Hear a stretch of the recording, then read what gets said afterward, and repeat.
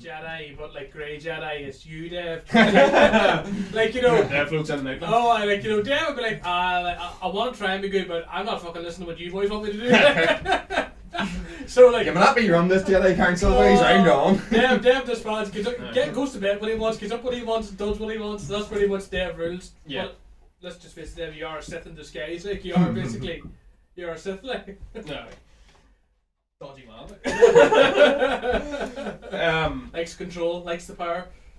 Aye. So like Ahsoka is obviously massive as far as the expanded universe goes. As far as like she is a unanimous fan favorite from anybody that's watched the Clone Wars and stuff like that. There. Aye. Early on her character apparently was actually it is earlier on her character's a bit shit, but her character really develops over time. Like the wee Clone Wars series are good. I haven't watched them all now, but I've watched a wee bit of them. Aye, She's quite young and like she does join Anakin and like some missions and stuff. Some missions like in like jets and stuff. Yeah.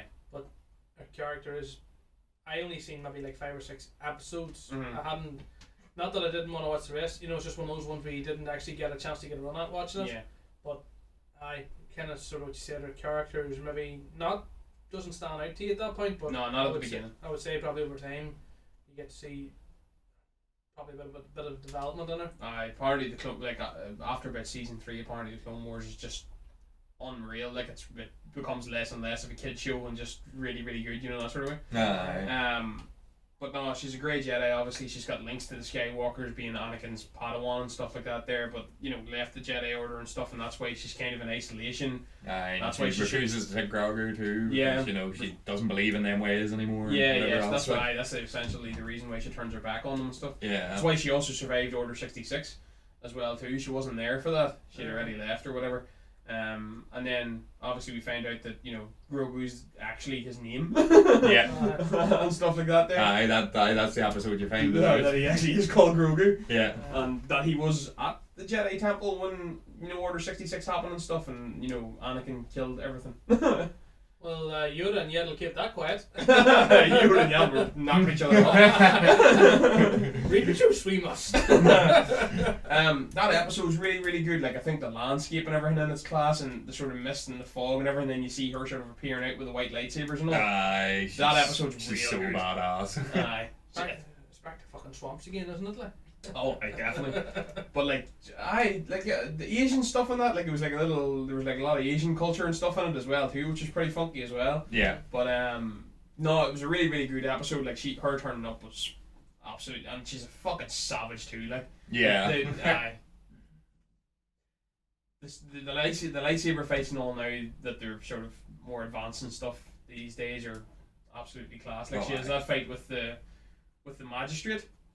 And obviously she's the one that's trying to take her out and all that sort of carry on too, but she has that sort of fight with the magistrate and that sort of Beskar like pole saber thing that Mando ends up getting, ends up being quite significant because it ends up in the last episode, or whatever as well. Like, but very much like the Mandalorian series in its entirety, they haven't wasted anything here. No. Like they used this episode, like she was only there for one episode or whatever, and they used this episode to set up the fact that they're going to have an Ahsoka Tano series, a spin-off by herself and everything. And even within that there, they set up, it looks like they've set up the villain, which is Grand Admiral Thrawn. If any of you have looked into any stuff towards him, he's on like, Moff Tarkin levels of evil. Yeah. And, he's got a few books as well. There's a few books out in him as well. He's like the blue, it's like Kiss, I think Kiss or Sis, whatever way you pronounce it. And he's like a real bad son of a bitch as well too. So it looks like they're setting up Thrawn to be the bad guy in the Ahsoka Tano series, which is pretty cool as well. Yeah, that would be, yeah. I read a bit about him. Them two have a good, interesting relationship. Like, it'd be good to see it on the big screen. Like Gideon's been pretty badass in this series so far. As far as the that Ahsoka series, it's not animated, no. It's going to be full live action now. Happy days. I think, what do you call that? The actress's name now, I'm forgetting it. I forget it also. She's signed on, but she's signed on to do, more episodes or whatever. I think she's going to do a full series for Ahsoka, which is pretty badass. But that episode was really good, I thought, with the magistrate and everything too, and there was the kind of shootouts and Mando had to sort of take the town back and stuff. There's just so many Western themes. There's an awful lot. There is. like that one was like when remember in the first episode, like we'd said it when we did the review of the first season about the sort of the only thing we haven't got is a quick draw standoff as far as like westerns go. And like in the first episode of this season, they teased it between the Marshall guy and Din Djarin. Yeah. And then in this episode is when it actually happened, because remember they were like standing at either end of the street. Ah, yes. And then had like the shootout or whatever. Because obviously Ahsoka was fighting the magistrate blade within the sort of compound, and Din was sort of facing off against her like bodyguard or whatever. Yeah. And they actually had a quick draw, like it happened. It went full western like. But yeah, what was the next episode, Dave? Because you've got an episode list, it seems. I do not. Oh, fair enough. I just have random facts. Oh, so do I. Fair enough. Yeah, I suppose the next one. Bill Burr made a reappearance, and I was very happy about it. He did. He was back again, and Bill Burr's appearance in this series is one of the best things about it. I thought the wee arc that he had within his like episode that he was in was fucking brilliant. You know, I really enjoyed his character. Mayfield. That was probably one of the best episodes where they went behind enemy lines as such. Yeah. I think that was probably the They went start. to get the plans and stuff. When they get the blueprints as such. Yeah. That was better of an episode. Some of the fight scenes and just through the whole of season 2 were excellent. Yeah, like, yeah.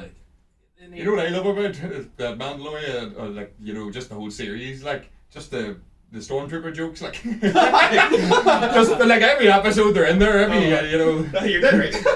they're so good. Like, Did you mind the one in the first season where they're like, what is that thing? Like, Grogu's in the bag or whatever, and it's like two of the scout troopers sitting on the bikers, and like meanwhile there's like a massive shootout going in the city behind them or whatever, and then he's just like, I've never seen something like that before. You just want to look at it.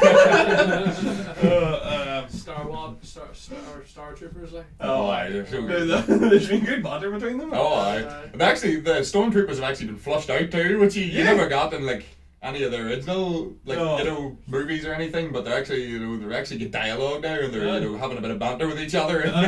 It's fucking good, like. Oh, aye. Like they nearly did, but like Finn, they tried to create this like sort of character around Finn in that new trilogy, and they didn't really do much with him. Like I thought that was a bit of a wasted character, like the whole turning from being a stormtrooper to the light side and stuff, and just never really amounted to anything really. No. But they are filming the stormtroopers out pretty well in this. Like that's good crack. Some of the scenes are so funny. Like, like that even the wee concept of that one, like they brought Bill did the. Was there not a scene too where they were like shooting targets? Oh yeah. There goes I. They missed a couple of things. Inside Star Wars jokes. Yeah. Do you know what? Like when people like that are complete because like Baby Yoda and that whole thing, a lot of other people who are not into Star Wars in any way, shape, or form, or maybe parents that their children are into it or whatever, are probably sitting down and watching this. And there's probably a lot of stuff going over their head. Completely, like when you know about the the stormtroopers and they can't shoot, like, and they're meant to be elite, like fucking soldiers, and they never hit the target. That's good banter. No, there's good. That I like that. I actually really enjoyed it. They're actually, other than maybe the egg episode or whatever, there wasn't a bad episode in this.